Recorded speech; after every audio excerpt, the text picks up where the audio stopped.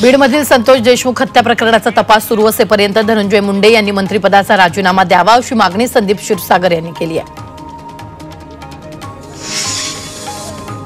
वाल्मिक कराडच्या आत्मसमर्पणावर काँग्रेस नेते अतुल लोंढेंनी प्रतिक्रिया दिली आहे। कराड स्वतः शरण आला हे पोलिसांचं अपयश असल्याचं लोंढेंनी म्हटलंय, तर राजकीय दबावाखाली पोलिसांचं मनोबल कमकुवत होत असल्याचा आरोपही त्यांनी बोलताना केला।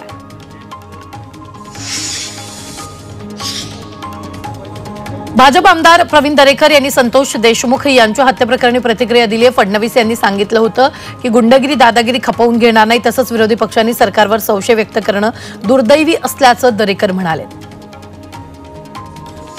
सरपंच संतोष देशमुख यांच्या हत्या प्रकरणातील मुख्य आरोपी वाल्मिक कराड सीआयडीला शरण आलाय। याबाबत शिवसेना उद्धव बाळासाहेब ठाकरे गटाचे नेते मिलिंद नार्वेकर यांनी मुख्यमंत्री फडणवीस आणि पोलीस महासंचालक रश्मी शुक्ला यांचं अभिनंदन केले। एक्स पोस्ट करत त्यांनी अभिनंदन केले। शालेय शिक्षण मंत्री दादा भुसेंनी पालघरच्या डहाणूत असलेल्या ग्राम मंगल संस्थेच्या शाळेला भेट दिली। यावेळी भुसेंनी संस्था चालकाशी संवाद साधला। राज्यातील शिक्षण पद्धतीत बदल करणार असल्याचं भुसेंनी म्हटलंय।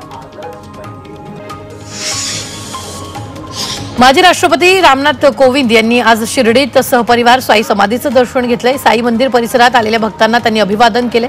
देशवासियांच्या सुख शांतीसाठी प्रार्थना केल्याचं यावेळी कोविंद यांनी म्हटलंय। जगासमोर असलेल्या आव्हानांचा सामना करण्याची ताकद साईबाबांनी द्यावी अशी प्रार्थनाही त्यांनी केली आहे। नवीन वर्षाच्या पूर्वसंध्येला माजी राष्ट्रपती रामनाथ कोविंद यांनी त्र्यंबकेश्वर मंदिरात दर्शन घेतलं। यावेळी त्यांनी विधिवत महादेवाची पूजा केली।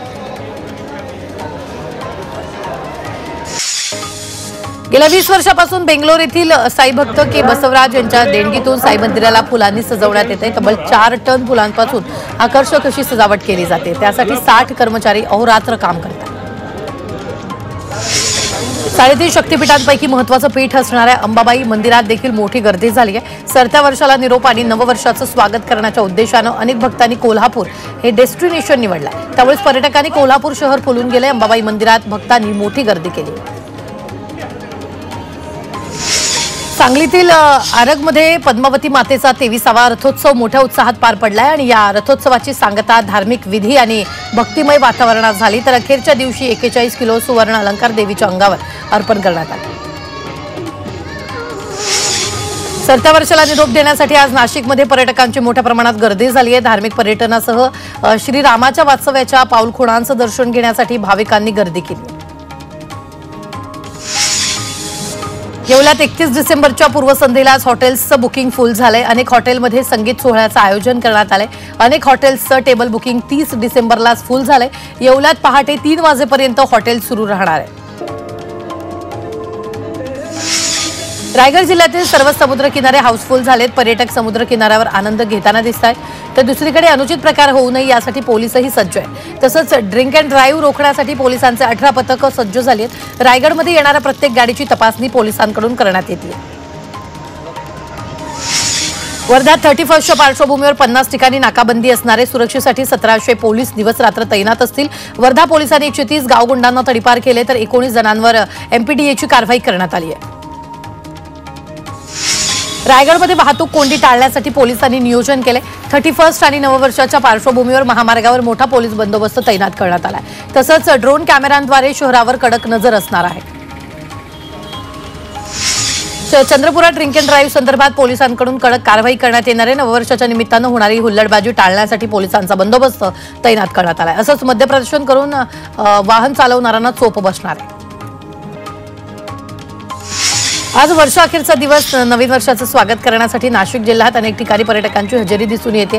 वाईन कॅपिटल मंदिराची नगरी तसंच इगतपूर इथल्या सुखद वातावरणाचा अनुभव घेण्यासाठी तर काही मंदिराच्या नगरीत रामकुंडावर स्नानासाठी भाविकांची मोठी गर्दी झाली आहे। पहाटेपासूनच भाविकांनी भारताची दक्षिण गंगा म्हणून ओळखल्या जाणाऱ्या गोदावरी स्नान करण्यासाठी गर्दी केली आहे। याशिवाय परिसरात महादेवाच्या मंदिरातही भाविक पूजा अर्चा करतात। रत्नागिरीतील गणपतीपुळ्यात पर्यटकांनी गर्दी केली। नव्या वर्षाची सुरुवात श्री गणेशाच्या दर्शनानं करण्यासाठी भाविकांनी गणपतीपुळ्यात गर्दी केली। इथले समुद्र किनारेही पर्यटकांनी गजबजून गेले। नववर्ष स्वागतासाठी देशाच्या कानाकोपऱ्यातून पर्यटक कोकणात दाखल झालेत। नववर्ष स्वागताचं काउंटडाऊन सुरू झाले, त्यामुळे कोकणातील सर्व समुद्रकिनारे गर्दीनं फुलून गेलेत। पर्यटकांचा उत्साह शिगेला पोहोचला, त्यामुळे सर्वत्र उत्साहाचं वातावरण आहे। नाशिकच्या येवल्यात दुचाकी चालकांना नायलॉन मांजा संरक्षक तारांचं मोफत वाटप करण्यात आले।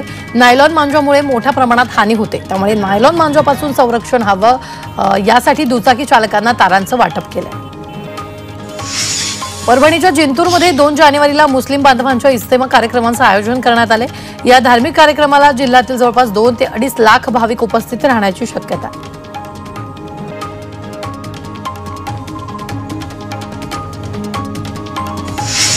साताऱ्यातील पुसेगावमध्ये श्री सेवागिरी महाराज यात्रेनिमित्त कुस्ती स्पर्धा पार पडली। पंजाबचा हिंद केसरी पैलवान भूपिंदर आजुनाळा आणि उपमहाराष्ट्र केसरी पैलवान माऊली कोकाटे यांच्यात मुख्य लढत झाली। अखेर माऊली कोकाटेंनी मानाची चांदीची गदा पटकावली। वाशिममध्ये देगाव फीडरवरील विद्युत तार तुटल्यानं विद्युत पुरवठा बंद आहे। महावितरणाच्या कर्मचाऱ्यांना माहिती देऊनही त्यांनी तारा जोडल्या नाहीत, त्यामुळे विद्युत तारा बदलून देण्याची मागणी शेतकऱ्यांनी केली आहे। वाशिममधील रिधोरा राजुरा खैरखेडा रस्ता दुरुस्तीचं काम 2 वर्षापासून अपूर्ण आहे, त्यामुळे नागरिकांसह वाहन चालकांना नाहक त्रास सहन करावा लागतोय। त्यासाठी रस्त्याचं काम सुरू करण्याची मागणी गावकऱ्यांनी केली आहे। पंढरपुरात केंद्रीय कृषी उडान योजनामधून विमानतळ करण्याची मागणी करण्यात आली आहे। आमदार अभिजित पाटील यांनी केंद्रीय हवाई वाहतूक राज्यमंत्री मुरलीधर मोहोळ यांच्याकडे ही मागणी केली आहे। नागरिकांच्या सोयीसुविधेसाठी अभिजित पाटलांनी ही मागणी केली। चंद्रपूर जिल्ह्यासाठी लोहारा गावातून वन विभागाने 4 वाघनखं जप्त केली आहेत। लोहारा गावातून संदीप तोडासे आणि सिकराम कुळमेथे या 2 ग्रामस्थांनाही पोलिसांनी अटक केली आहे। आरोपींनी घनदाट जंगल परिसरात वाघाची शिकार केली का, या प्रकरणात आणखी काही आरोपी सामील आहेत का, याचा वन विभाग तपास करत आहे। मनमाड पालिकेत वारसा हक्कानुसार नोकरी सामावून घेण्याच्या मागणीसाठी 30 सफाई कामगारांनी कुटुंबासह आमरण उपोषण सुरू केलंय। कोर्टाच्या आदेशाची अंमलबजावणी करण्याची मागणी या कामगारांनी केली। जोपर्यंत मागणी मान्य होत नाही तोपर्यंत उपोषण सुरू ठेवण्याचा निर्णय आंदोलनकर्त्यांनी घेतला। मावळमधील तळेगाव दाभाडेमध्ये विश्व हिंदू परिषद दुर्गाबाईंच्या वतीनं आंदोलन करण्यात आले। बांगलादेशात हिंदूवर होत असलेल्या हल्ल्याच्या विरोधात हे आंदोलन केले। या आंदोलनात महिला आणि मुलींनी सहभाग घेतला, त्याचबरोबर हिंदूंवर होणाऱ्या हल्ल्याचा तीव्र शब्दात निषेध व्यक्त केला। मावळच्या तळेगावातून 3 बांगलादेशींना पोलिसांनी अटक केली। 6 महिन्यांपासून हे बांगलादेशी नागरिक वास्तव्यास होते। दरम्यान या बांगलादेशींना भारतीय आधार कार्ड आणि पॅन कार्ड कोणी दिलं याबाबत तपास सुरू आहे। नवी मुंबईत 2024 मध्ये सायबर गुन्हेगारी वाढली आहे। यावर्षी 12,300 नागरिकांना गंडा घालला तर सायबर चोरट्यांनी तब्बल 270 कोटी रुपयांची फसवणूक केली। दरम्यान 40 ते 50 सायबर चोरट्यांना अटक करण्यात पोलिसांना यश आलं।